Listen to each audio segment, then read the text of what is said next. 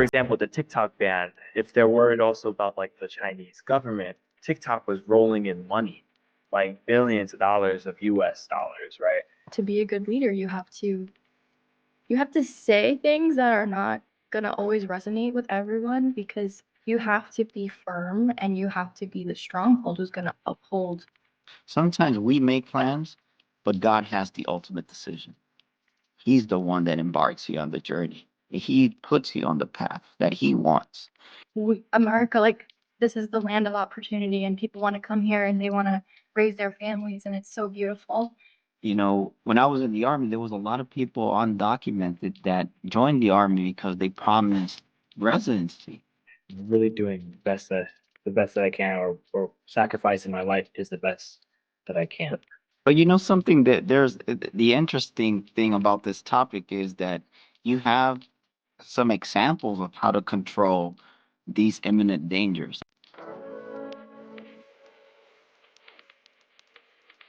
Welcome to the Ethics Guild podcast. We're going to talk about the TikTok ban that didn't last too long. And we're also going to talk about the new president in power, right? What changes is that going to bring? And one of obviously with my co-hosts, Kevin and Autumn, the question is like, why do you think people reacted so, I would say, why did they react so badly when it came to the TikTok ban? When TikTok was around, it's a social media platform. I think all social media platforms are somewhat considered like it's a digital drug, right? It's like provides dopamine around, and it's just there for entertainment. You get caught in a scroll on the applications.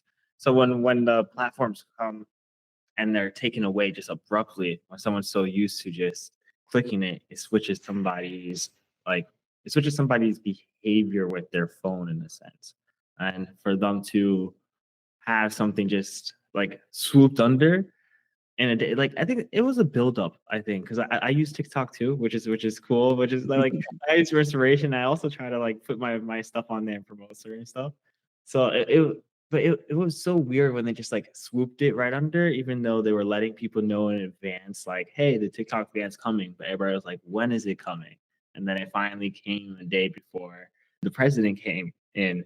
So it was weird. It was like, I guess it was somewhat like a campaign too, in a sense. Like if the president's name is on the ban, and if you have all these people that are using the application and they think that it's connected to what the president's going to do to make a shift with it without even like going over the specifications, it's just anonymous shift that happens. So you have like the name that's out there on every app, on like everybody's application. I think everybody in the U.S. was just like they like geographed it in a sense. I think it was a lot of testing for sure, like with that TikTok ban. It's so What are interesting. your thoughts, Autumn? Yeah, it's so interesting that you're saying that because I feel like so when Trump was first in presidency, and he was talking about getting TikTok banned, there was a lot of pushback when he wanted to do it. And technically, this ban happened under the Biden administration. So I feel like there's like some weird ulterior motives that were going on because technically it wasn't Trump's ban, even though I feel like there was like a big push to kind of insinuate that it was under him, but it really wasn't. It was under Biden's administration. It's so funny though, because when it happened, I don't have TikTok. I'm not a TikTok user. I was thinking like, well, what would happen one day if all of our apps were just like we didn't have access to them or we didn't have access to the internet? Like I know a lot of people were crying and having like very visceral reactions to it being taken away. So it just made me think like, how do we fill our time? How do we entertain ourselves aside from the internet? It just had me like the wheels were turning. And I was actually on Instagram and somebody like popped up in my feed.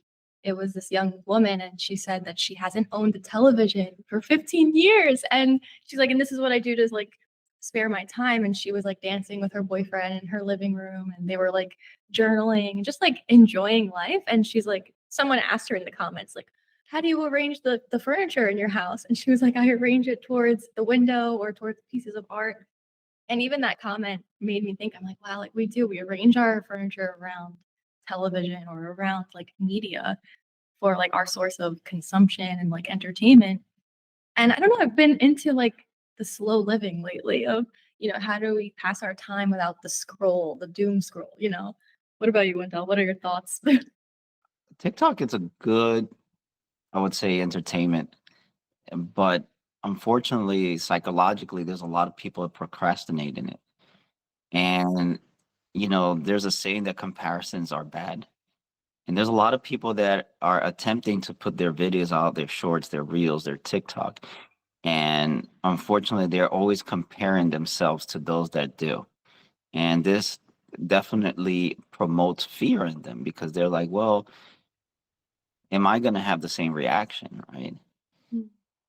What are people going to say? And they forget that if you're going to do something, you should do it for yourself, regardless of the reward. You do it because it fulfills you, because it's something that you envision that is good for you.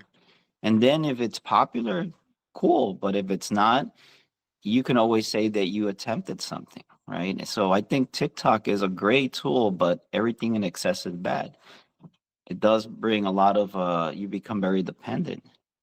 And being dependent on one thing it's almost like having anxiety and only having one coping mechanism. We as human beings need to have a lot of resources, a lot of coping mechanism to move out of our procrastinations and move out of our fears and also explore new things, right? And become adaptable and evolve. I do think that the TikTok ban it seems like it was definitely more of a political move than anything else, and like you were saying, what will happen if we don't have any of these entertainment? I'm from the 80s, and what we used to do, we used to play all day on the streets, all day, play soccer. We invented games. We would run around, so we were more athletic. I do believe it might promote even more health, because you're running, you're doing sports, you're doing physical activities, you're building more relationships in terms of like one-on-ones. Obviously, on the internet, you're able to embrace more people and further out, but why not start your community? Having those relationships with your neighbors once more, finding out what their needs is and understanding and building that community friendship. I believe that both things have their good and their bads as well, right? So I do think that TikTok is a great tool, but everything in excess is bad. What you guys think about TikTok being banned, like you guys said, just right before the presidential election? Like, the president was getting elected. Like, why do you think that occurred? It's a test of the system in a sense, like a test of like the internet. In my belief, it's like they really wanted to show like Trump's going out there and then testing the phone systems, the geography within like the internet grid, like because the internet's like it's a layer over this world. It's the ether that's like a little bit above. So how can you really tap into that, into a grid on the ether, especially if it's geography? Like how do you tap into that? Just United States. If we're gonna close off TikTok around and make a red line around United States, and TikTok just won't be able to get around here. So that's like one of the things that had me was rolling in my mind. And then another thing was gets Trump's name out there and then try to make him like a hero of bringing back like the social media in that sense. If people were to hop off TikTok, they just went on to another platform to fulfill one of those ways of coping, right? So they just went over to Instagram, or I heard people downloading something like Redbubble or Oh, something Red like Note. Red Note. Red Note. So people were downloading like a Mandarin type of TikTok, and I was like, what is that? What was really interesting was like how it just came back up the next day. Like it was just, I guess it was like a quick test of a system, see if they could just like pull a switch on the application, and then to become a hero to be like, hey, I'm going to turn that switch back on. Like it's just very, very interesting. It was like, was it really necessary? Mm. Autumn, what do you think? Because according to the reason why they wanted to ban TikTok was because they didn't trust the Chinese government, right? And they were saying that this tool was spying on American soil. So how would you take that, right? I'm just gonna think out loud for a little bit, guys. Yes, let's go. I have a lot of thoughts, so just bear with me. I think it's very interesting. I think they were playing a very calculative game with us because little by little, I don't know if you guys have been following. I actually watched the Mark Zuckerberg interview that he did with Joe Rogan, and I thought it was very interesting because, also like the conversations that Fauci's been having, he's been admitting to, giving out misinformation about vaccines. There's been a lot of censorship in the way that we were told about vaccinations, the COVID vaccine being number one, a lot of fear mongering, now they're admitting to like things weren't properly tested. It was just a mass, like, let's get these people vaccinated. They weren't honest with us. And I think Zuckerberg had his reasonings for coming forward now to say like, hey, Facebook is going to have free speech again. And he was very big in censoring a lot of COVID vaccination information. Like I remember just scrolling on Instagram and people saying like, hey, this vaccine is actually like not great. And then having the censorship right over it. Like this is, the warning sign. So I feel like the TikTok ban was kind of their way of saying like, hey, yeah, the Chinese government is not good. Like we are going to ban it now because they're backpedaling. And I think like it was an illusion of kind of like showing us like, hey, we are doing something about, like, we think that they're not trustworthy. But I don't know. I feel like it was just like trying to save face because when Trump originally brought this up, like nobody wanted to budge on it. And, I think Facebook and Meta, they're really big like censorship, and like they immediately caved into not defending free speech. And now he's only like, he doesn't want to, I feel like, bear the brunt of what he did under Trump's presidency. So he's trying to backpedal. And, I don't know why they did. I haven't researched too much into like what happened with the TikTok ban, but I just feel like it's very fishy that they would do that. I feel like it was a last save attempt under the Biden administration to be like, hey, we did something good.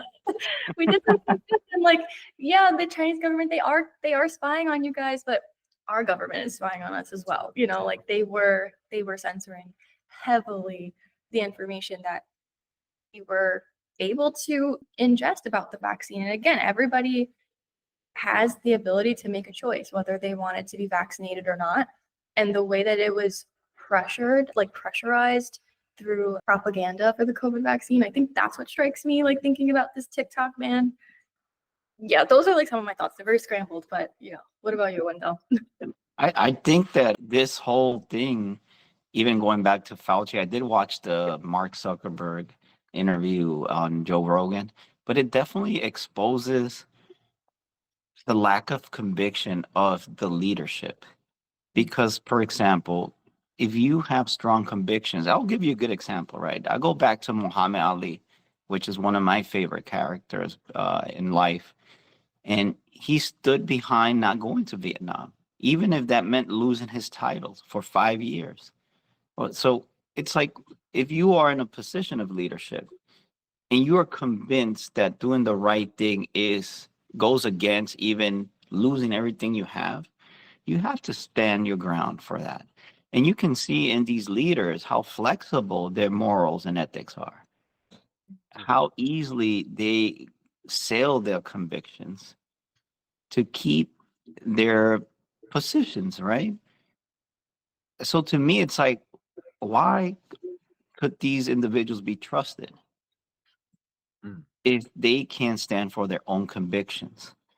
If they can't stand for their own convictions, then what do they stand for? So that means that they want to dance with God and the devil at the same time. When it's convenient, I'll go to heaven, and when it's convenient, I'll go to hell, right? And then the worst thing is they are very wise, and they present themselves almost to the point where they want to convince you that they've been a victim of something. No, in your hands, you had, and you made decisions that brought consequence. Now live up to them. We all make mistakes. I'm not saying that, Mark Zuckerberg and all these, Fauci and all these In that position, we probably would have made the same mistakes, but live up to the consequences. I think there needs to be a personal accountability, especially if you're really say you're sorry. If you really want to do the right thing, expose the the truth, right? Expose the truth. And I think it's up to them to meet up to the moral compass of what leadership means. Look, with leadership comes big responsibilities, and this is among one of them. I do believe that they need to have more ownership. And if they don't want to say the truth, just don't say anything. It's better that than to convince yourself of a lie. And to me, it's like, if the government and everyone else is spying on us, well, also we admit that, right? Like, for example, when we buy a phone, we are subject to all these rules that, as a matter of fact, we pay for a phone and we can't use the phone that we pay unless we agree to all these licenses and terms that these companies have. So our government has sold us to corporations and all these things, right? And to me, it's like, where do we draw the line? Because again, our freedom is compromised. I think sometimes we're made believe that we're super free, but in reality, we are contained by all these rules and regulations done by corporations, and then on top of that, governments that compromise with those terms and agreements. How do you guys feel about like these leaders trying to explain themselves about these regulations and changes? Do you believe they hold themselves accountable? I think they're trying to balance a whole bunch of perspectives and a whole bunch of other people coming into it. For example, I think if it like it's a funnel. So you have like the majority of people coming up from up here, and then there's like another layer of like a segment of the people that also do it. So let's say this is like the civilian. Then you got after civilian, it's that order is going to be totally off. So if someone wants to do the order too, it's just getting creative with it, right? So civilian, and then it's going to be, let's say, working class, then it's blue collar class, like the construction, then it's going to be like medical, then it's going to be military, then down to government. And then as you go down the funnel, of course, it gets a little bit smaller and smaller, but then you're having like each perspective you're having like 10,000 perspectives coming from up here from civilian front, right? And like down at the funnel, they're always told to listen to the top, like back to the civilians. But you also have the working class perspective, so they also have to take those into play. And then you also have like medical, then military, right? And then underneath political governments, and then you all got to make a decision based on all those segments of the funnel. I think when choosing the leader, they had to have a strong conviction, because having all those people in the funnel throwing ideas into like the decision that goes on, the leader has to be like has to know that when they make a choice or a decision, they stick to it and they're accountable to it. They can't be flip-floppy. Like they can't dance with the devil and dance with God at the same time. Like once they have that decision, stick to the decision. They also had to be strategic, because then you're also impacting the whole funnel off of the decision. Like for example, the TikTok ban, if they're worried also about like the Chinese government, TikTok was rolling in money, like billions of dollars of US dollars, right?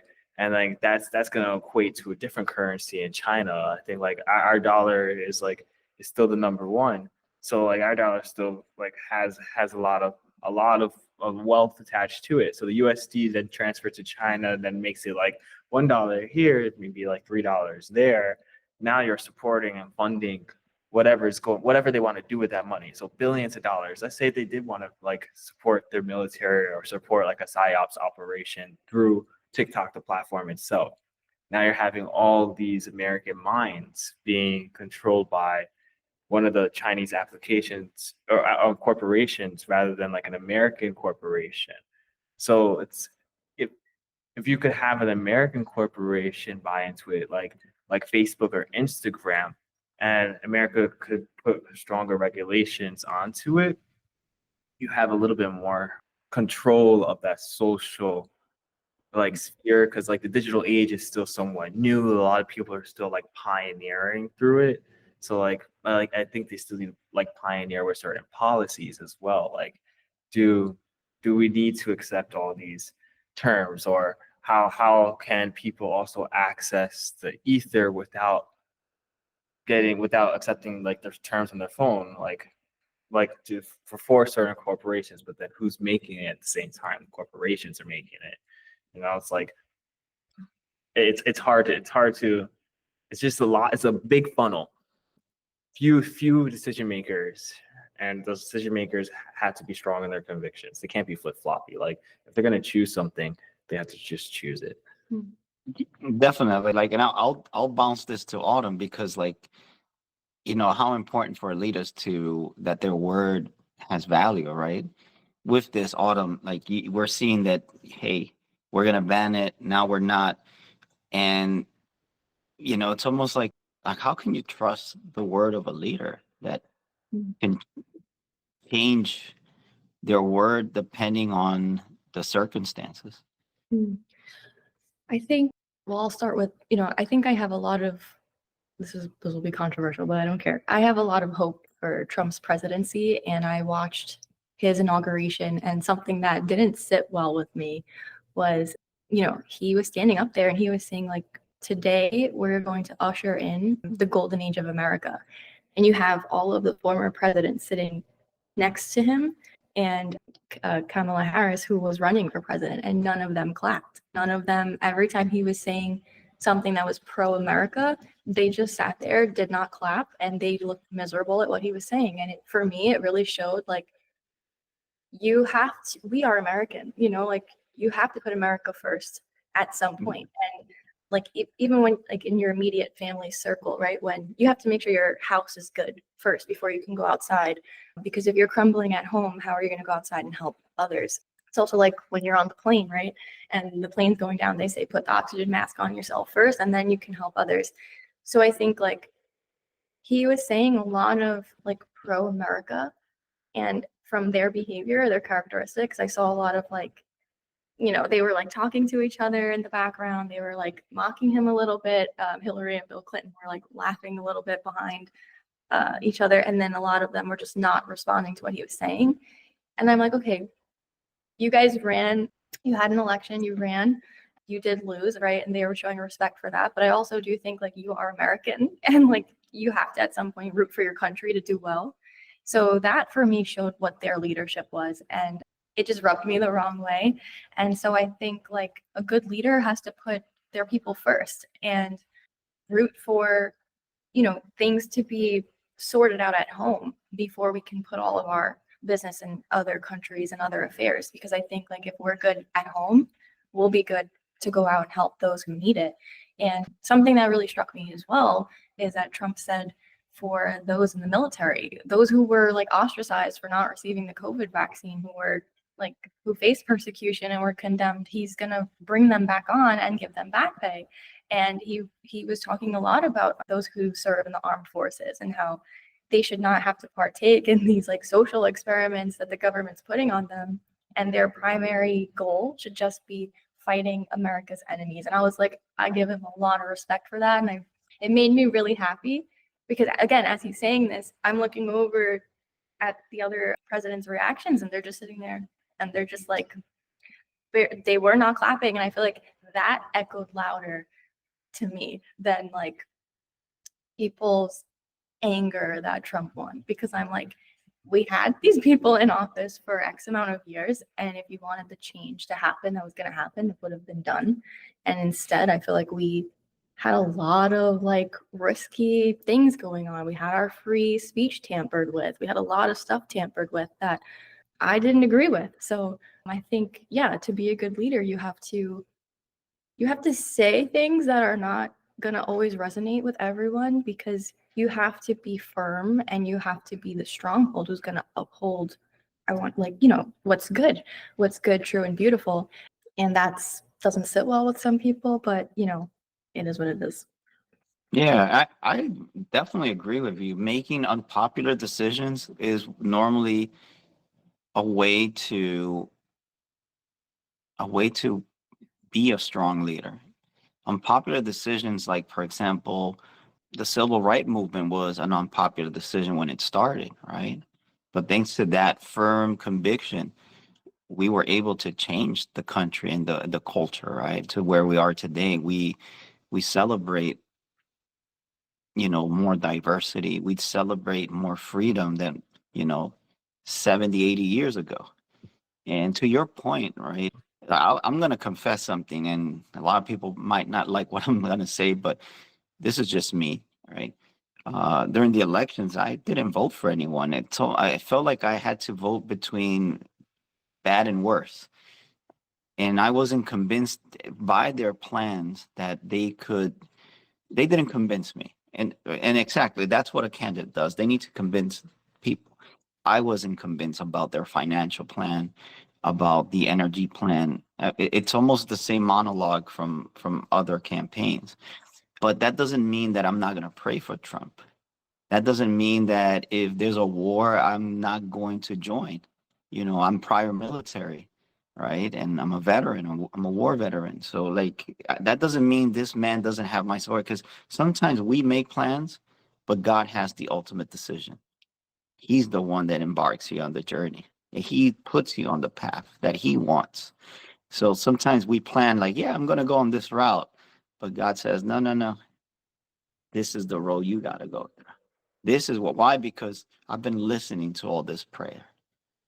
And this is where you're going to meet your real convictions on how to be a great man. And what I can do for Trump is, and anyone, it would have been Kamala, I would have supported and prayed for that person, regardless, so they can have wisdom, they can continue to grow the country and unite us. To your point too, when you say this about, like, military being social experiments, I was part of that when we went to Iraq. At that time, there was something called anthrax. They were putting on envelopes and sending, and people were dying. So we had anthrax vaccines. Wow. So they put these anthrax vaccines for veterans out there from the 2003, 2008 era. You know what I'm talking about. And that thing was, your arm hurt for like 2 weeks. Wow. But, and we didn't have a choice. We have no choice. Why? Because we also have to understand, as a soldier, you are government property. You have no freedom. That's the price of freedom. This is why I always I always tell I always try to make people understand that freedom is not free. Freedom comes a price of blood. Many people die in wars for our freedoms. And this is the reason why we need to learn how to respect one another and live in a peaceful way in the community, right? And try to bond, because at the end of the day, we are not the enemies, all right? We are the ones that form the country. We might have enemies outside, but not here. We shouldn't have a house divided in our own soil. Which brings me to my question for you guys. I know Or can answer this. Now that we have a new ruler in the country, right? What changes do you guys want to see besides TikTok coming back? What changes you would like for our our president to tackle? And there's so many issues, like, immigration and a lot of people, our national debt, right? What do you think are the most relevant, I would say, things he needs to tackle? Kevin. Sorry. I do think he needs to tackle like protection around our borders, 100%, just because things are getting more advanced and they're going to get exponentially more advanced. So having a good protection around like America is top tier, because we're improving with they're also they're also improving elsewhere, and they might be improving at a faster rate. Like what we said before, we might be funding them as well to improve. So we're funding it. How do we keep that here, you know? Another thing that I'm hoping to see is more jobs, like, yeah, coming back to the soil. You know, Americans, like, we you know that saying where it's like it goes along where like a soft man makes a hard man makes easy times make soft men, where soft men make hard times. Yeah. We're living in that age of like America where like the men are getting softer, like they're getting lazier, right? Like they're not holding up certain things. Like we're complaining about our own soil, right? Like instead of like and like what Trump was saying in one of the education systems, and education is like teaching these kids like how to not like America, but they live in America. Like you're here and you like enjoy like everything that's around, and it was here from generations that came, and then they had a dream, and we're living in their dream, and we have dreams that to push through for the next kids' dreams, right? And the next kids' dreams have their own. So we're like we literally had people bring the baton forward and forward and forward. And then for like the softer generation now, like the ones that are getting leads that don't even want to work for certain stuff, right? Like having the jobs come back here, but are they really going to be really willing to work them in a sense? That's a Um, good point. That's a very good point. Like, something, and a lot of Americans complain about that. Like, jobs are taken somewhere else, but the question is, are you willing to do those entry level, jobs, right? That a lot of people don't want to do. Autumn, I wanted to knock this out on you because I want to hear your opinion about this. I had well, our guest tomorrow had a very good point of view with regards of TikTok, right? Yeah. She's from Sweden, and she was saying something very interesting about TikTok didn't matter much in, like, for example, in Sweden. The Mm. fact that like, for example, Swedish people are okay with one job. They live very comfortable. They don't have to do 3 to 4 gigs to survive or to live comfortably. And she sees that, for example, TikTok it generates a lot of resources. It generates income, extra income for American people. And this is why it didn't affect, perhaps Sweden as much as it does to the US. What is your opinion about that? I have many. Let me try to like organize them. So first I'll comment on, yeah, I think what's interesting is that like how cool is that we're given the opportunity to have a second job on our phone, and like it doesn't require the amount of hours it takes to go in person and like work a 12-hour shift or an 8-hour shift. You literally could just like film yourself going to grab a cup of coffee, and like it's like easy work, so it's like easy money. And I do think that that's cool that we're living in an age where you can make money on your phone. Like we've never seen that before. That is pretty cool. And I think for a lot of people, one, the ban kind of was like a cry, like, oh my gosh, this is really happening, because one, right, it was a form of income. I saw a lot of influencers making some funny shorts where they like had to go into a job interview, and the interviewer was like, all right, what are your skills? And they were listing like all the things they do on TikTok. And then like they got the notification that TikTok was back, and they were like, oh, see ya, like I will never have to do this again. And they like leave. So I love the sense of humor.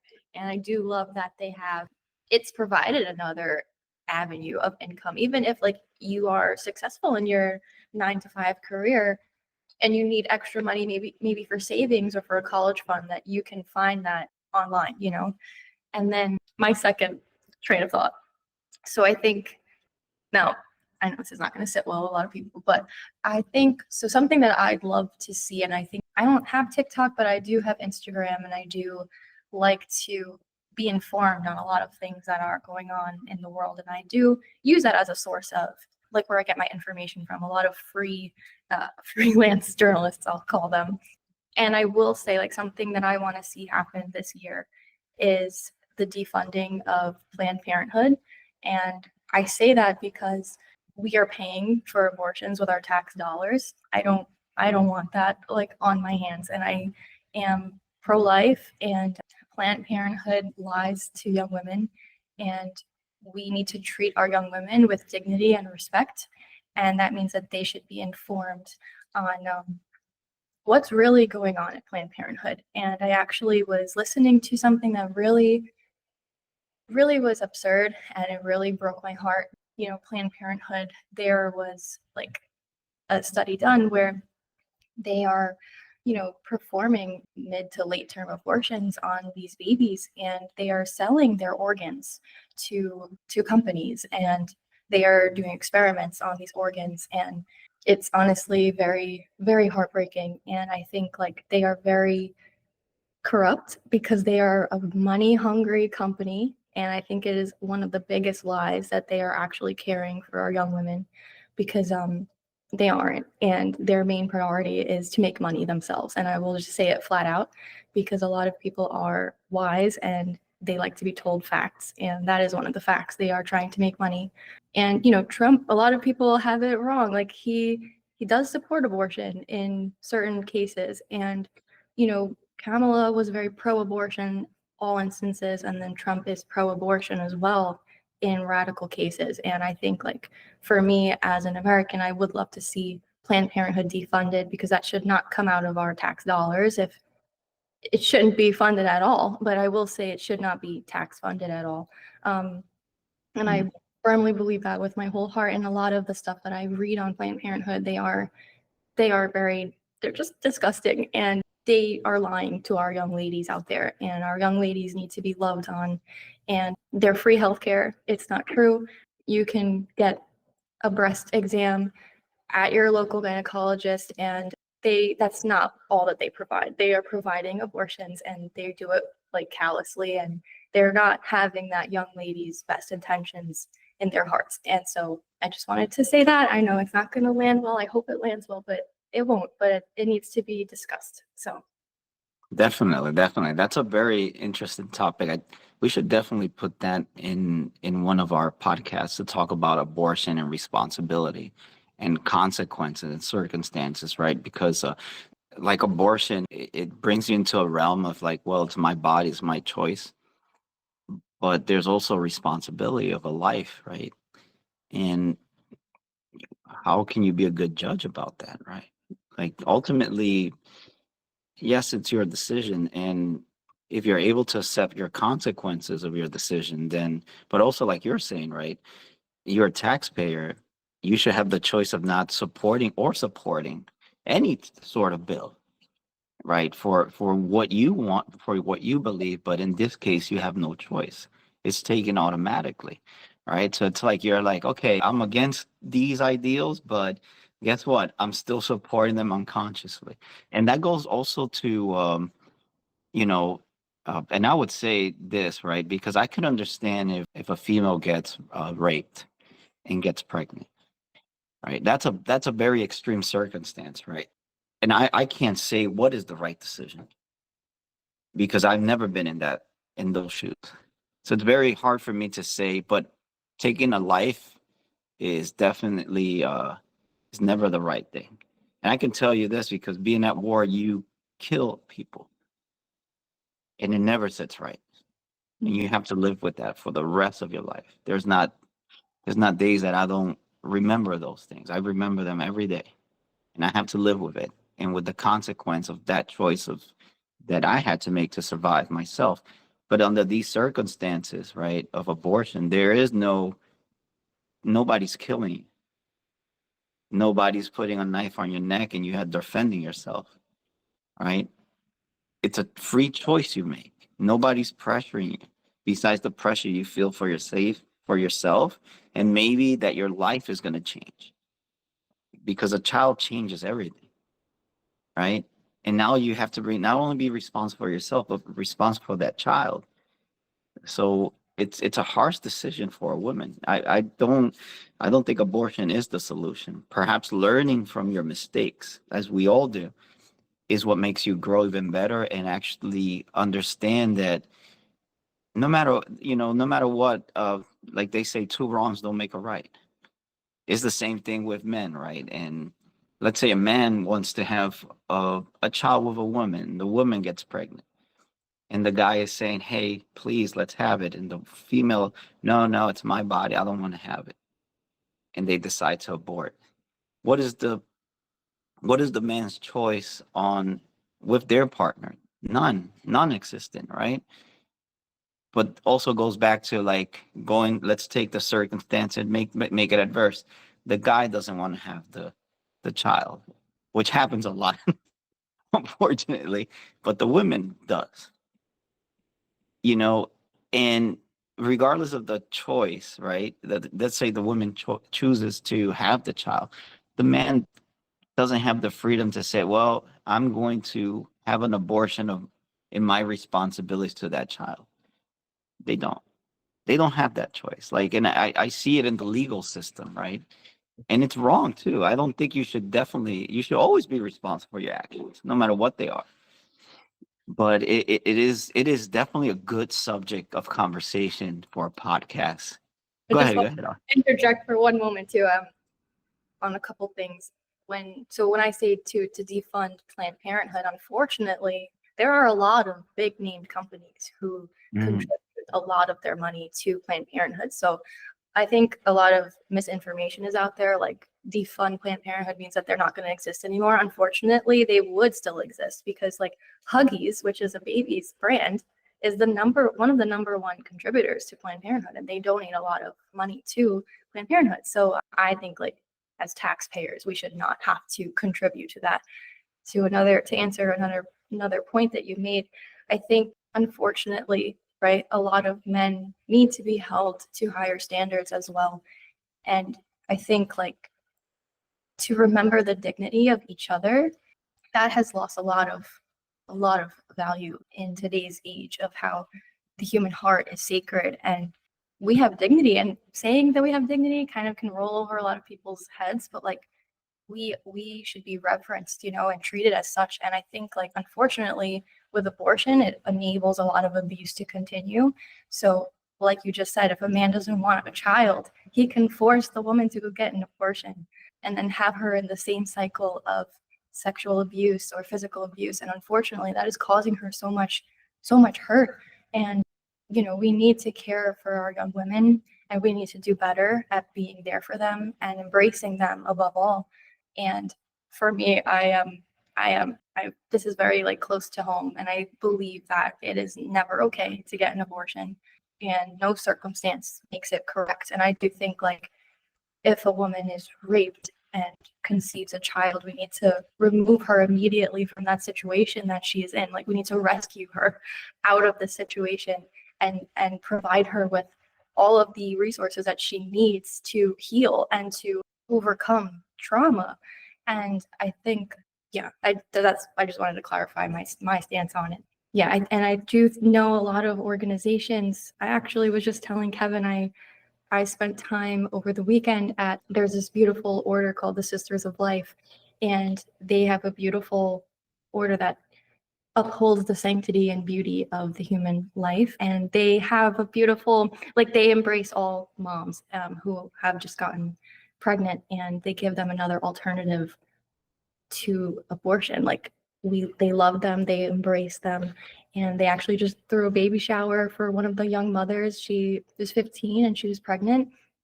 She is pregnant, and a lot of people donated to her all of these like baby products and mommy products. And it was really beautiful to see them come together and just love on her.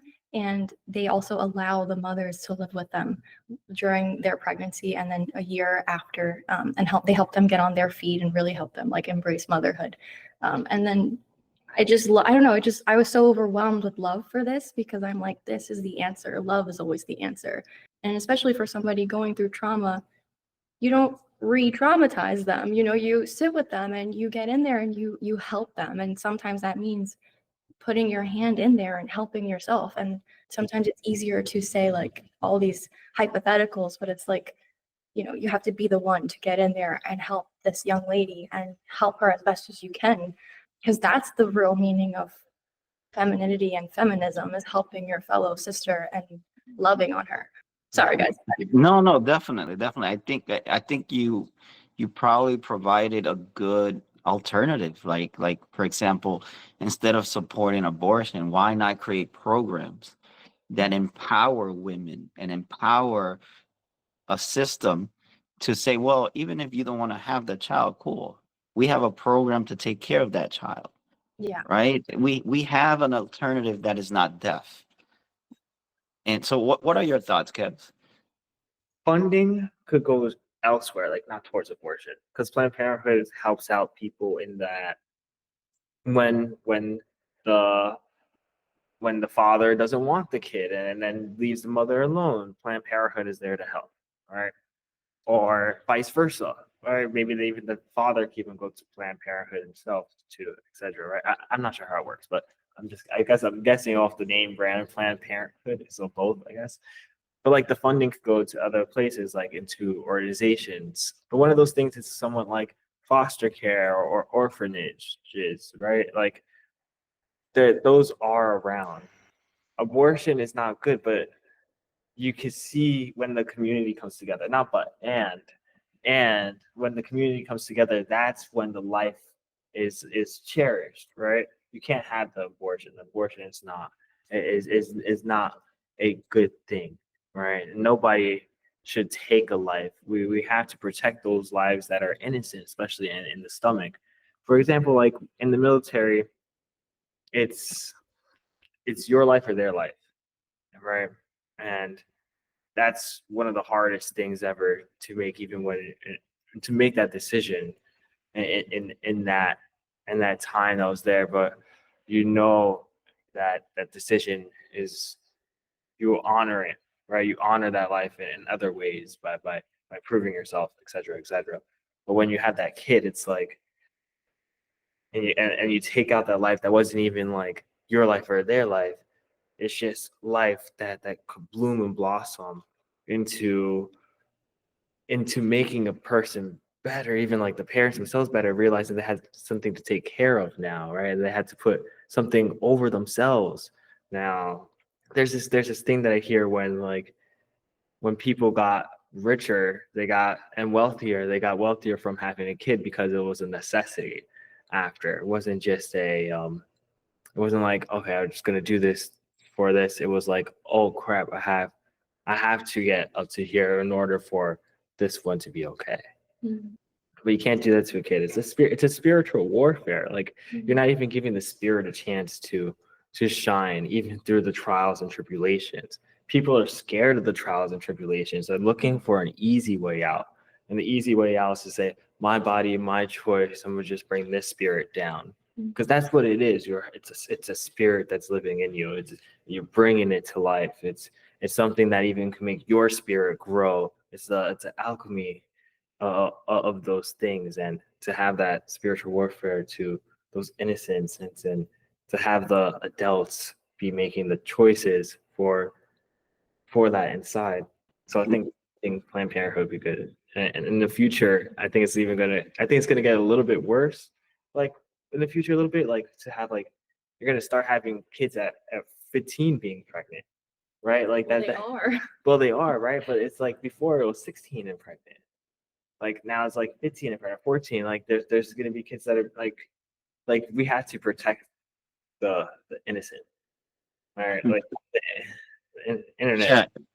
Yeah, and it's and every time you think about a decision like abortion, it's a decision that a lot of times, especially women, don't think about the outside perspectives of, like, for example, everyone makes you believe that it's everything is bad, everything is going to change, you're not going to have time for yourself. So it forces you to think selfishly as well, right? Like, oh my God, a child is gonna, that means I'm not gonna be able to dress well.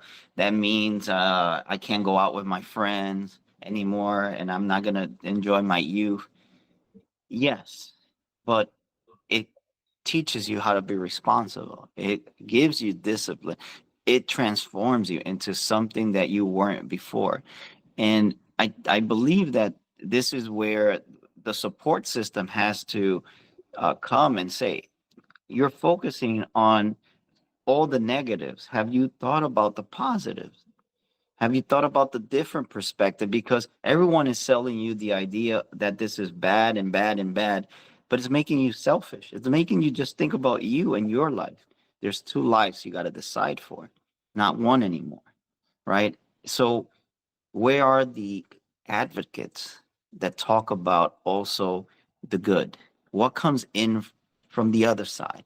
And also, these programs, right? Any program that needs to be funded, it shouldn't just be about let's talk, let's take action. Okay, now that you're in this position, that means you'd require a funding because you need to have a career. Because it's just not only you, now you have a double purpose in life. Because now, if you succeed in your career, guess what? You're going to be well off and you can take care of yourself and you can take care of your child.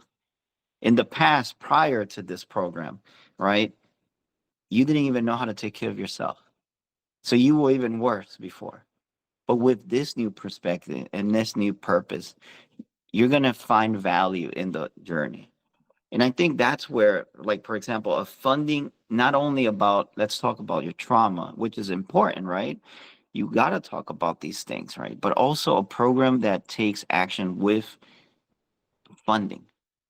You're going to go to college with this fund, right? You're going to have a babysitter. Babysitters are very expensive. They're not like $1.50. No, they're expensive weekly, right? For at least, let's say you go to college 5 years, 4 years, 4 years of paying that. There needs to be a program that takes care of that, right? And then when these individuals make it big, tax them a little bit more, right? Because it's almost like they were loaned to be successful. Now, I do think there's the responsibility of saying like, hey, you made it, now contribute back because we need those funding for someone like you, like how you started. We need a little bit of those funds back, and it reciprocates. Now there's a value system in place, but I do believe that's probably the best program, right? Not just let's treat their traumas, let's give them broader their perspectives in life, but let's educate them, let's make them successful. Let's make them find a new purpose in their life where they learn how to fight for what's right and change this ideology that it's your body, your choice. It is your body and your choice. And because of that choice, you are responsible, regardless of what you want to choose, right? If you choose abortion, there's consequences. And those consequences is something that you're going to have to live up for the rest of your life. Are you willing to pay that price? And vice versa. If you decide the other way, there's sacrifices you got to make. So both ways are difficult routes to take, right? But at the end, two people succeed. On the other side, maybe one. And that's a maybe. I was going to say too, I think we should definitely link. I have a few resources we could put in the description for just young women in general that deal with this topic.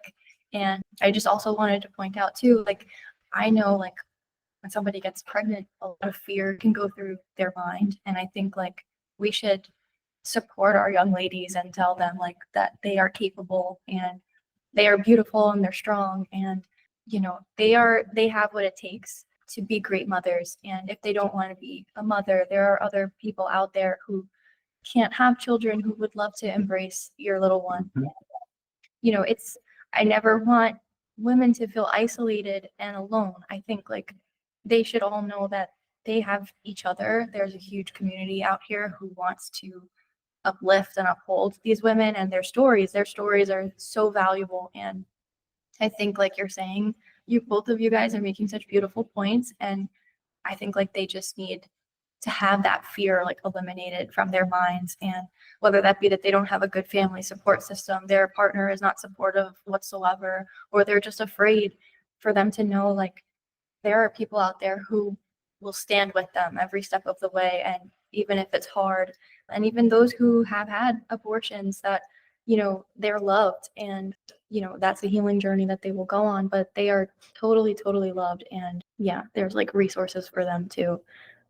Yeah. I love the program that you were talking about. That program was amazing, and like to have that in there, to have everybody come into it. I think like people that are pro-life will even support that program, even fund it themselves. You have government funding, pro-life funding, all going into it, and then to have them be set up for success, and then once they reach success for the two and get a little bit taxed more, right, to bring it back into somebody else in that same situation, you're creating communities that can help each other grow, right? And then they see the impact that it had from one person, and that impacted that one person. Of course, they'll bring it right back. So they can impact another person. Now, then when you have those two people appear, then they're going to be like, "Oh, sister, the third one. Let's bring you up," and then it'll be like a ripple effect program. Yeah, definitely. And and I just want to make a I would make a little, I would say, contribution to decision making, right? We all believe that, only a lot of young women make more decisions about abortion. It could be true. I don't know the statistics. And that, people that are more educated don't. And where I'm going with this is like decision making is not about how academically, I would say, academically knowledgeable you are or where you are in life. It's about your convictions, your values. It takes me back to my grandmother, right? My grandmother was very poor, was abandoned by her husband. She had 11 kids. Yes, everyone's going to say it's a different time. Because it's a different time, it's even worse because there wasn't that many resources. There wasn't enough support system like there exists today. So it actually has more value, you know. And she committed to never make the decision of abortion. And what's beautiful is that my grandmother never even finished elementary school, right? And all of her kids, every one of her kids, all my uncles, my mom, every one of them finished high degree colleges. She understood the concept of sacrifice. But what's beautiful about her story is that when she got older, she came to the United States, and she not only raised her kids because she was so, I guess she loved life so much, she raised her nephews, nieces, like cousins, kids. She raised about like 50 something people. I remember her house always being crowded with kids, right? And when she got older, all those kids became older and they became successful architects, engineers, lawyers, right? They were very successful. Thank thank God first, and thanks to my grandmother always encouraging them to not be like her, or it's pushing them to the other side, right? Which was education. And she traveled the world because everyone invited her everywhere, everywhere. Like I'm when I'm saying everywhere, she went to Miami, she went to France, she went to Italy. They took her everywhere, to Spain multiple times, and everyone remembered that she raised them. She raised them, and to me, that is a noble act. So I think, when you make a decision about life, you have to see how noble your heart is. And what are you willing to sacrifice? Are you willing to sacrifice everything? Because that's what it requires to have a child. You have to sacrifice everything. You can't just sacrifice 10%, 20%. Because if you do that, it's just like a loving relationship, right? You only give 10% with your partner, I'm pretty sure things are not going to work out well. You're not going to get the result that you imagine. So kudos to my grandmother that rests in heaven. And I really value the fact that her hospitality was above and beyond standards, and how she always made sure that she used to say, where there, if one person eats, everyone can eat, right? So she had that mindset, and it was very interesting about that topic and talking about, families, right? What you think is going to happen with families possibly being separated because of immigration? And we have an immigration issue in the country, unfortunately. But this country was built on immigration too, right? So for Trump, it must be, and for any president, it must be very difficult to do the right thing. What do you guys think it's the right thing? How do you normalize where we at with immigration today? Yeah. So I think I've done a lot of research on this as well, and I was kind of like surprised at like what I found, but there's a lot of human trafficking that is happening at the border, and it really like breaks my heart to see like what corruption is happening over there and how our little ones are not protected. And I do think that we need more like, I don't know what's the right word, like security over there, or just we need that situation to be better, because a lot of our little ones are going unprotected and they're being exploited and put through the worst dangers that they can possibly go through. And these little ones, they're our little ones and they should be protected.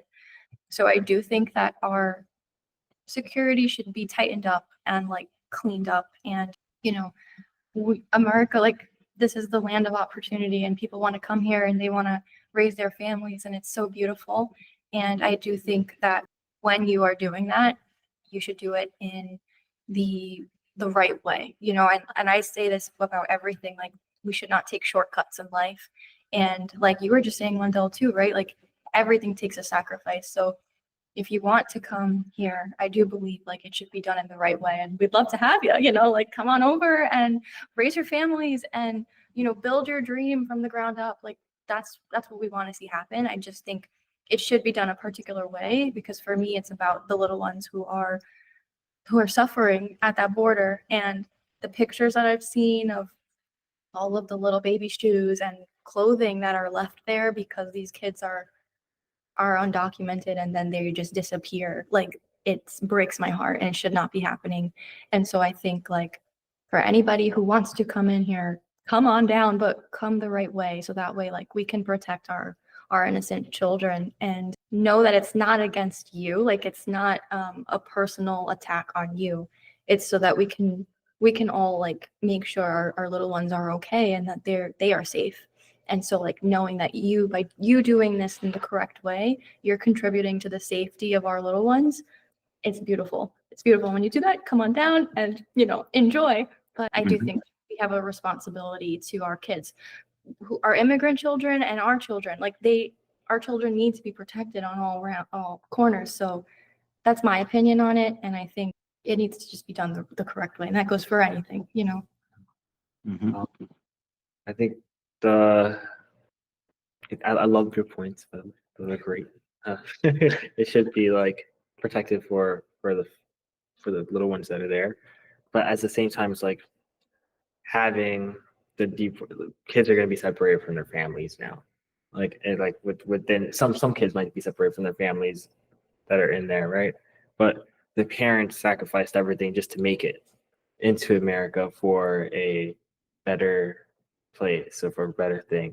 Because sometimes where they're from isn't like the ideal. They want to have higher standards, and America is one of those places with those higher standards, right?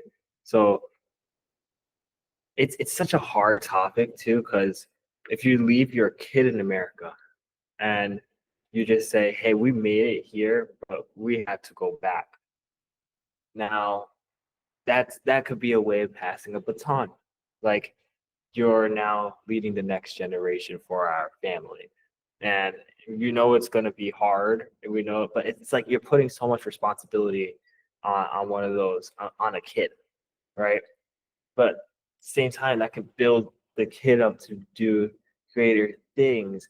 And instead of like resenting America, they might even start bringing like as it goes down the lines, they might even start bringing the countries even in a more united front in a sense. Like it's traumatic at first, but then if they didn't see like if they stayed, they could build up to this and then bring even more people over and do like a bounce back. But if they didn't stay and they stayed back to where they came from, then the hope is kind of gone. Like that's what the American dream is, right? The American dream is that hope in a sense. But if the parents made it all the way and they had to just take back everything and take back everybody, like the dream kind of just starts fading and they had to go back on another adventure to get in.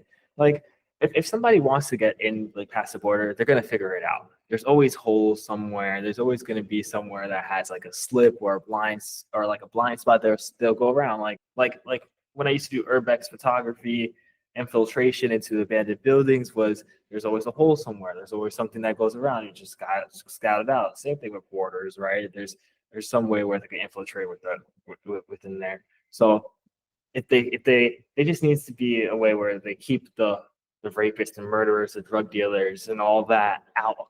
But for the innocents, they could keep them here. If they didn't have a place to go, they should build a program, and maybe even for the kids themselves, that like the immigrant kids, like, hey, like you're not like even if they're born here, like you're not a civilian to the American civilian. We have to send you back, but you have a choice of leaving your kids here with this program that will make sure they're safe and secured, etc. And then we'll make sure that they get on their feet successful in America, right? Versus you just had to go back with your whole family and Yeah. good luck from there. Yeah, it's a difficult choice because this goes back to poor leadership in other countries, right? That forces sometimes even massive exodus to other countries, and it forces you to break the law at another country, right? And by breaking that law, it puts you in a very vulnerable situation, right? Where you want to you form a family, and suddenly, you know, immigration knocks your door and your family is broken into, right? I'm pretty sure it must be very devastating to separate a child from their parents, because we all know the importance of, parenthood when we grow up, and the psychological effects it has when we have parents together working towards a common goal of raising a child versus not having it, right? We can see the psychological effects on both sides, right? And which one becomes more successful and valuable than the other, right? Which one has less trauma than the other? And to me, is maybe there needs to be a reform that you can prove through action, because most of our immigrants are not lazy. They come here, they work harder than perhaps a lot of Americans themselves, right? And why can't we create a program, an immigration program, that if you prove a certain amount of years that you were an excellent resident, an excellent neighbor, right? And you prove that day in, day out for let's say 5 years, you're able to stabilize your immigration status, right? But there needs to be, I do think there's it just can't, well, yeah, you broke the law, but you unbroke it by being a good resident, by being somebody of value in the community and value to the country. When I was in the army, there was a lot of people undocumented that joined the army because they promised residency once your terms were, when you finish your contract. That's another avenue. Serve the country, right? And it's an honorable way of doing it too, right? Because now nobody can say you didn't make the ultimate sacrifice for the country and you earned it, right? There needs to be a better earning system for people that come and are able to stay if they earned it. Because like you said, those that do bad actions, they purge themselves, right? And we see that every day. I think the only thing that I would recommend people that come from other countries is and something that I think the Hispanic community lives a lot. When when we immigrate to another country, we adopt their culture. We have to adapt to how they live. And when I'm seeing, we're from New York City, what I'm seeing now, it's like I don't even know if I'm in New York City anymore. I see a lot of bikes everywhere. I'm like, I'm not against the bikes, but like for example, my father got ran over one of these e-bikes, right? And so it's like I feel like I'm back in almost like in a third world country, or back at like where my parents are from Ecuador. I was like, this is not this is not what this is not the country I know. It's almost like it's forming itself because those that are immigrating can adapt to the culture that they should adapt to. It's not the way around. You came to a foreign land, even if you go back to biblical times, right? Every time the Israelites when they went to Egypt, they never changed their fate, but they changed, they adapted to the culture of living of the Egyptian style, right? So it forces you. So that's the only thing I would recommend people that immigrate to the United States. Adapt to the country. Go ahead, Autumn. I have a question for you guys. So, what's your opinion on immigrants who do come here the right way and they get their documentation and they have to wait how the duration of the process compared to immigrants who come here not the correct way? Like, what does that mean for them? Like, they sat there and they did it the right way. Like, I almost feel like it's not. I don't know. Fair. What's your? Yeah, yeah. Yeah. Once under the Go ahead, adaption, Kevin. No, I'm Go ahead, sorry. Kevin. really good. For the adaption, it's like when you were adapting, it was to blend in, right? Like that's how they kind of like stayed into it. But now it's not like adapting to blend in. Like they're like they'll just try to bring their full on culture over, right? So it's like for New York City, it's like rep your culture proudly on your sleeve. But then New York City has its own culture that has to be adapted towards. But no one's trying to do at least they're not trying to blend in anymore. I just wanted to say that.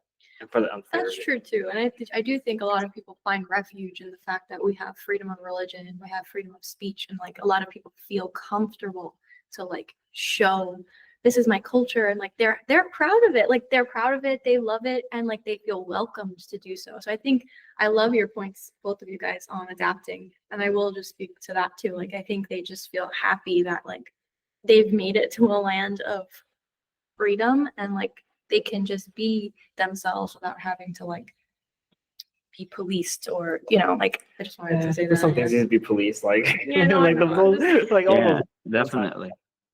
It's funny that you mention about that because like what's fair is that somebody does the right thing, right? On coming here, but it's so hard to come here. And I can give you a testimony of somebody that, for example, w- for thousands of miles walks from South America all the way through the jungle, all the way to Mexico to get kidnapped. And then when they get kidnapped, actually they get kidnapped so they can actually get money from their families, right? And it's the own coyotes that do this, right? So once they get what they want, right?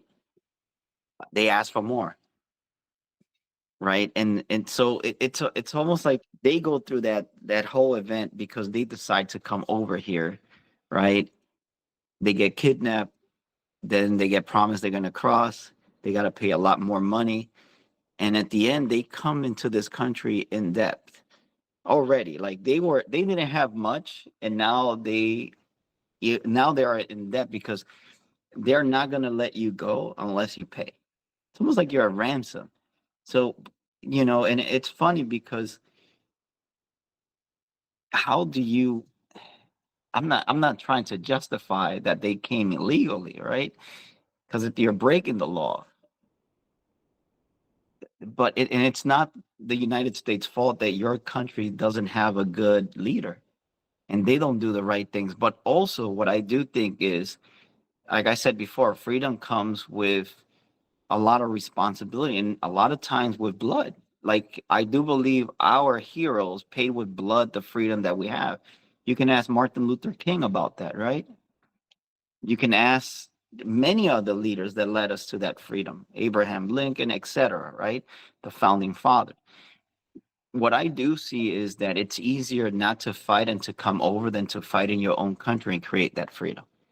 And I'm telling you this because, you know, I have Ecuadorian background, and the system has been so corrupted for so many years that the society has made it acceptable.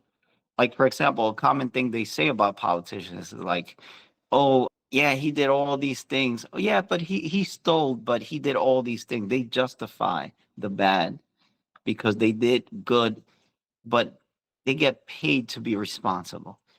So they're not willing to sacrifice, go against these bad political leaders and fight the fight to free yourself so your country doesn't become how corrupted it is today. So the choice is I I rather take this route.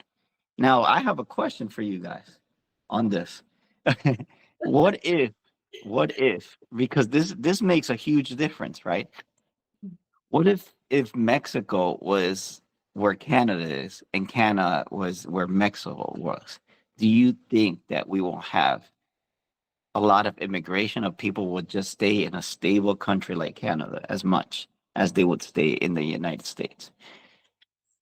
Geography, culture, in a sense too. Like in Canada, you probably wouldn't have like the same culture as like well, they don't have the same culture as the Mexicans, right? Because it's a little bit it's colder up there. They like the moose and the A and the hockeys. No, what I'm referring to is like if Canada was where Mexico was with their system, you know, like which is kind of like similar to our system, our economy. Huh. Do you believe that, for example, people will be immigrating more into Canada if it was where Mexico was sitting, and Mexico was all the way up north, obviously with their level of corruption up there, segregated? Like if Mexico, I mean, like if Canada had the same corruption as Mexico. No. If Canada was, you know, where Mexico's, it's below where the United States, switch them around. Canada being on the bottom, Mexico on the top. Do you think that the U.S. will have a lot of immigration if Canada, with their system, you know, people will immigrate more into Canada? I think Canada and the United States are very similar.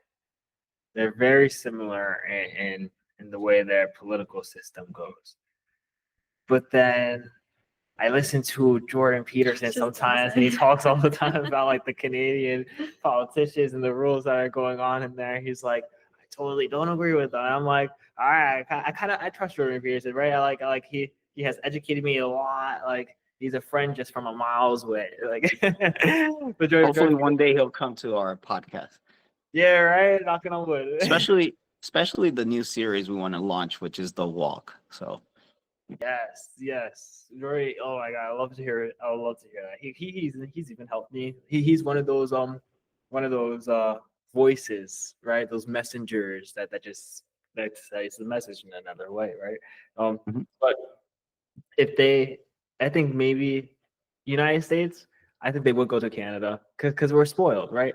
A lot of people are getting spoiled here, which made them softer, and I think Canada's going to give them like an easier life or something like that. But in reality, it's like they're taking things like they're almost like the American politicians. If anything, they're scooping things under the rug again, like TikTok. Like they're going like this in Canada to a lot of stuff. Like they try to cancel Jordan Peterson. They try to cancel him. They actually did cancel him in universities. They're trying to bring down all his accolades and his professional experiences that he has got to be where he's at. And they're trying to just like tear him down. So you already have universities trying to tear him down for his speech. I don't know where their government's really heading, you know? Like it might be yeah. iffy. What are your thoughts, Autumn? Yeah, I was gonna say too, I think Jordan Peterson and his wife, they just moved here as well, and his daughter moved here too. And they are very outspoken on the fact that like Canada was kind of like censoring, not even kind of, they were censoring a lot of the stuff that Jordan Peterson was talking about or teaching. And actually, they came on the H-1B1 visa, right? I believe. I think they were talking about this. So they came here too. I don't know. That's so funny. But I'm not sure actually. That's a good question that you asked. I have to think about that a little bit more.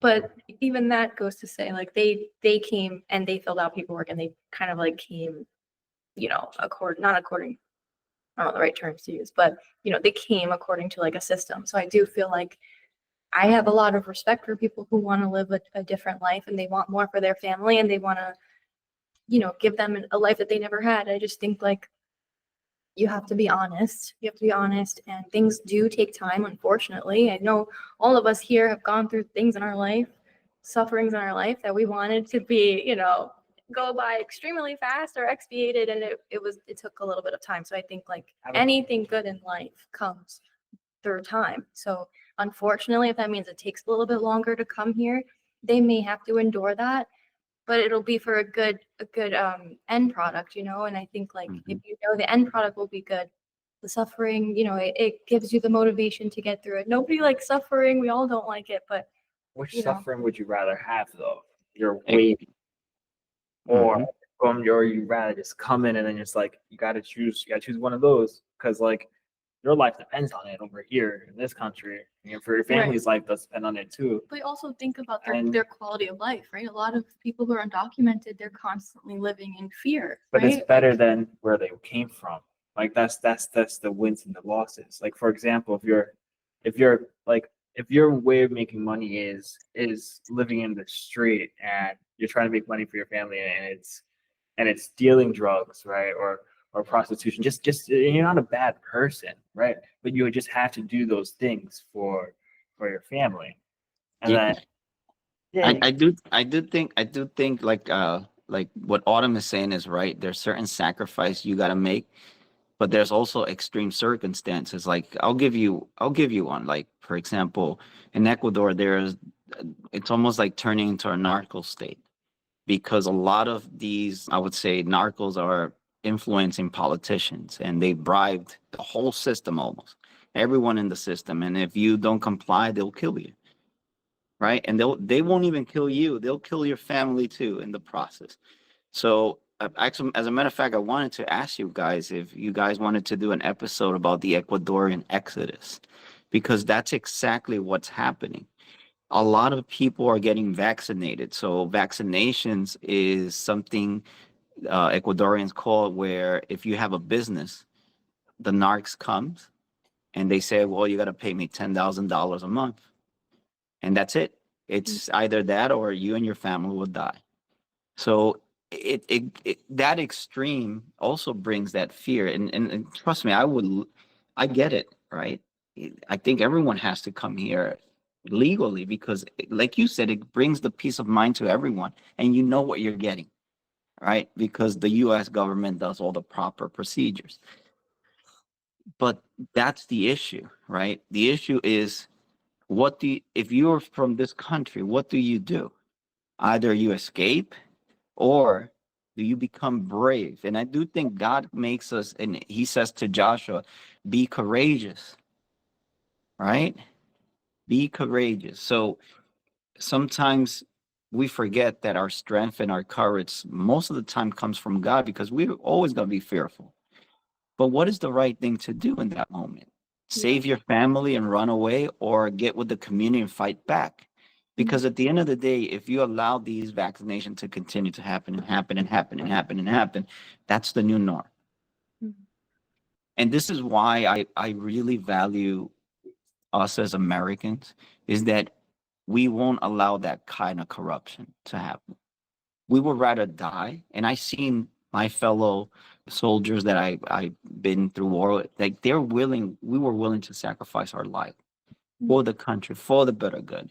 And I do believe that that's where these corrupt systems and countries, that's what they need to start doing. Sometimes it requires the sacrifice of lives to make those changes, but it will free you from the corruption. But there needs to be a fight for it. Nothing comes free. And I think that's where the debate is, right? Like, Yes, I get it. You're trying to protect your loved ones, and the easiest thing is to flee. But what do you do? Yeah, I do want to say as well, like in this conversation, we're talking a lot about dignity, and I think like our immigrants have dignity, and I think like you were saying, both of you guys, they are the hardest workers, and I do think like they have dignity, and so they're working so hard to provide for their family here, and they're undocumented. So that means that they're willing to work an insane amount of hours just to make a little bit of money, and I feel like they're probably going home exhausted and they're just like putting food on the table for their families. And I feel like if they come the right way, they wouldn't have to do that. If you're a hard worker and you have a great work ethic, that's amazing. But I just feel like they have dignity as well. Like that must be so exhausting to like take any job just to make money, and then they're being exploited because the person hiring them is like, oh, I'm getting a discount. And I just feel like that's not right either. Like I can only imagine how heavy their heart is too, because they know they came illegally. They know they can't do certain things because then they need documentation and like the weight on their back. And I just, I empathize with them too, because they want to give their family a better life. And yet, I'm sure we're like their bosses are exploiting them for like less money, making them do the hardest job. Don't get me started, Autumn. Yeah, I know, that's what I'm saying. And I feel like, they shouldn't. That's why I'm also saying they should come the right way. That way they can have a fair shot. They could get paid what they deserve and give their family like a good life. And what you're saying is an extreme, right? And it just makes me think of a lot of people who have stood up in the face of evil and have risked their life. Sometimes people are called to be martyrs, and God gives you the strength to endure that moment. Or you're called to right, like you guys are saying, fight back against evil. It's hard to say because you have to follow your moral compass, right? Like honesty, bravery, good, true, and beautiful, like that, those are all things that I would like to follow. I'm sure you guys would as well. And so when you're facing corruption, like I know our American people with the COVID vaccine, they rose up and like they were like, no, like we sense there's corruption here. We sense there's like lies being told to us. So I can only imagine like in the scenario that you're explaining, like I know at the end of the day, people are thinking about their family, and like that's what motivates people, to give someone a better life, to come to a different country. They want to provide the best that they can. Yeah. And what's sad about what you're saying too is that they work so hard, so many hours, and then most of that money is to send back. So they make the extra hours just to try to survive here, and I've seen it, and also they miss their family. They can't go back to their families, right? They Yeah. can't go back to their culture. It's almost like they sacrifice so much, like you said, without having any guarantees. But if they, like you said, if they came legally, they have all the guarantees and they can travel back and they have that freedom. But coming that way takes away so much freedom away from them too, right? Because now you're in prison in a place where you're just a machine producing and sending, and think about the economy, right? From an economy point, you're sending a lot of what you make outside of the country to another country, which doesn't stay in our system. It doesn't get taxed, right? So at the end of the day, a lot of American citizens also pay for that overstay of these individuals, right? So I get it. I get it. That's why it's like such a sensitive topic because, you know, it's almost like you have to pick it circumstantially because I do believe countries should give asylums if it's an extreme, right? You know, that's fine. Yeah. But when there's an exodus, there needs to be a control because that's massive. That's a lot of people coming in at once. That's definitely going to trigger the alarms of your financial system, right? And how do you handle that? I'm sorry, Kebs. Go ahead, Kebs. Really interesting. Like they're working all here and they're sending the money back, but then the gangs out there, they're gonna take that money anyway, right? So it's like, okay, you're working here and they're supporting the gangs, and then it's like, okay, there has to be an end to the cycle somewhere. And I think like maybe there needs to be a hero to come through. Like somebody has to be a somebody. There's going to be a spirit that's born soon, right? That that person will develop themselves to be like, all right, this is enough. The cycle has gone on too much. But then that leader also has to be strategic. That's there. Like you can't just be like, all right, we're just gonna attack because then all you guys are done at once. There has to be a strategic movement like the Underground Railroad when all the slaves went Underground Railroad to make it up north. Like they knew that was a risk in their lives. They were fighting against the slave masters, which in a sense is the gangs as well. But they have to be strategic. They had to form a community together that's all tired of it and gather all the men in there and probably like and they need a plan to keep the women and the children safe, right? To keep them away from the gangs because the gangs could just take them out. But then if they take them all out too, that's no generation that's there. So Mhm. they can't do anything, or they might just do some terrible things to all of them, right? So they have to make sure they're all safe, form a community with all the men, and make a plan. And that might happen in like that plan might take 5 to 10 years, might take 15 years, might take 20 years, might take 2 lifetimes, like 2 generations just to get out of it. But if you have a plan and you have these people working up to it the same way that the criminals also had a plan and they were working up to it, that Mhm. that's the only way to fight back with it. Because then that cycle will go on if they come to America and they're sending the money back and then you're funding them. Like it's yeah, did you really make a better life for your family? Right. That's hard. That's a hard thing to live with too. Is like, am I really doing the best that I can, or sacrificing my life is the best that I can? But you know something that there's the interesting thing about this topic is that you have some examples of how to control these imminent dangers. Like for example, in a couple years, actually, I think less than 4 years, El Salvador with their president Bukele has transformed, the country. They used to have all these gangs. Those gangs no longer exist. He brought, and that's what I think it's the most important thing when you take over any sort of leadership. Is my people safe? In order for you to have investments, you need to have security. People need to feel secure and safe, right? In order to bring investment. And so, for example, if you take President Bukele, right, he has managed with the resources that the country produced, do more than enough. And like he says, right, it's not how much you make, it's how well you administer it. When there's no corruption, there's enough money, right? The money goes back to the people and it's invested for the people. The problem is there's so many corrupted hands grabbing the resources that what's left is literally not even 25% to pay for reinvestment in the people. So you have models to follow like Bukele's. You also have the Argentinian president Milei, right? Milei got a crippled economy. And what he did was we can't spend in public funding because we don't have the money. So we have to go to an extreme until we have money. And he actually was able to save the economy of Argentina in less than a year. So when you have a leader with strong convictions that makes unpopular decisions, because nobody like for example, if the US wanted to pay their national debt, guess we have to go through extreme measurements. They might not be a lot of funding, right? For schools and all, but that's the price. We already spend the money we never had. Mhm. Now we got to repay. We need that kind of president to bring us back to our ground, to bring us back to our reality and stabilize ourselves. But unfortunately, we want to hear things that we like. Oh yeah, TikTok is back.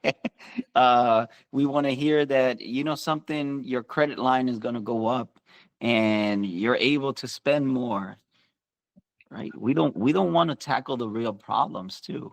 And we also don't hold any of our politicians accountable. We don't. We unfortunately really suck at it. And that's why I'm saying, like, this is why it's so important to have a president that is not afraid of making unpopular decisions for the right things but also has strong conviction and knows how to do it.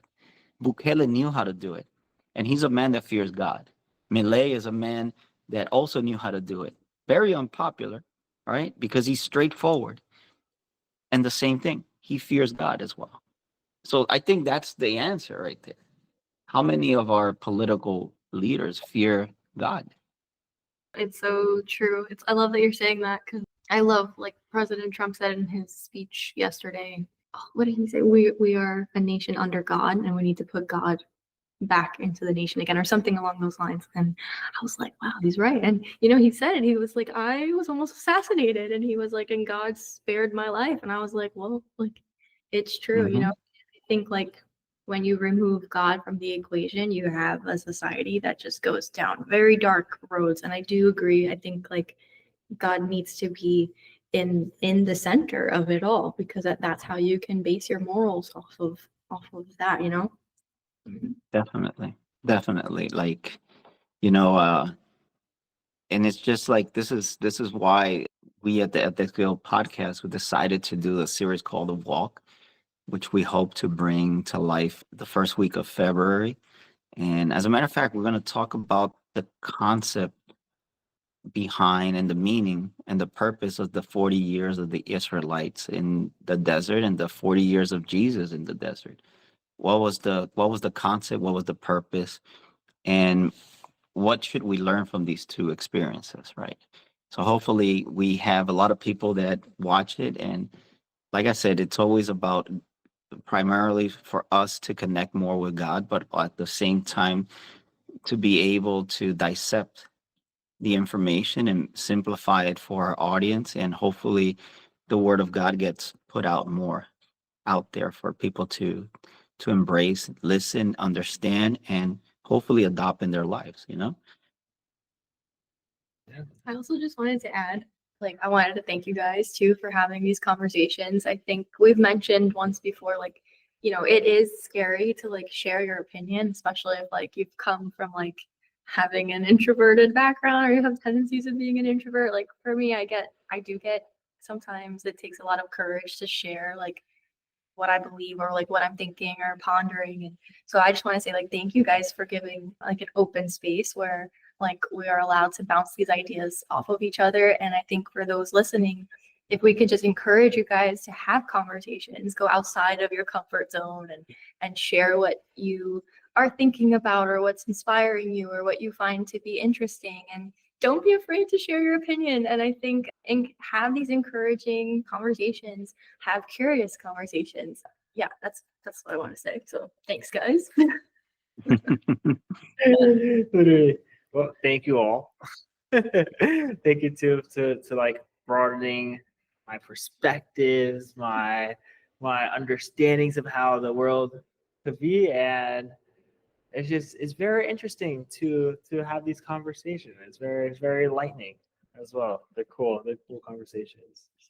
So Yeah, I really have a lot of fun talking about these topics that could be controversial, but we can't we can't stop being ourselves because others want us to be who they believe we should be. At the end of the day, we should do things that bring peace of mind to our hearts and our soul. And this platform is for that reason, right? We created that because we wanted to not only share what we believe in our convictions, but also to understand better one another. And the only way you can do that is communication and learning how to listen without feeling judged, right? We all have different opinions between myself, Autumn, and Kevin. Each one of our opinion is equally important. And I believe that's what makes the Ethics Guild podcast very unique, is the fact that we're going to always respect anyone's point of view. And as a matter of fact, when we are in doubt about a point of view, it's not about, bringing them down. It's about asking more questions to find out more, right? And I think that's what really creates a better environment It's just being curious. And at the Ethics Guild podcast, we always want to be curious, right? With our guests, with ourselves, with God, with everything in life, right? And we spoke about the TikTok ban, we talk about abortion, we talk about immigration, we talk about our convictions, leadership. We're not afraid of talking about these things. If you leave comments, we will always respect them. We have no reason why to turn down your comments. They are as valuable as if you were in this podcast today, right? And also, if you subscribe, what we want to do in the future is eventually bring some of those guests, unknown guests that leave comments that are actually in our subscription one day to be part of the podcast with whatever topic they want to talk about. That's what we're here for. We are humble servants that want to service the community and be a portal of communication. Amen. So stay tuned. As a matter of fact, tomorrow we will be recording a very interesting podcast with a friend. Her name is Fan Chen, and she is an executive in the gaming industry. So she's going to talk us a little bit about what her role in the company, but also what it is to be a woman in a big industry full of a lot of testosterone, right? And she also has her inputs about TikTok. So that's it. That's what we have for today. Thank you for joining us. We had a great time. We'll see you soon. I get lost in values of great cities that give vacuum lessons that just pass you that whole real value. Just me and my shadow amongst these statues. It's Can I take your order, please?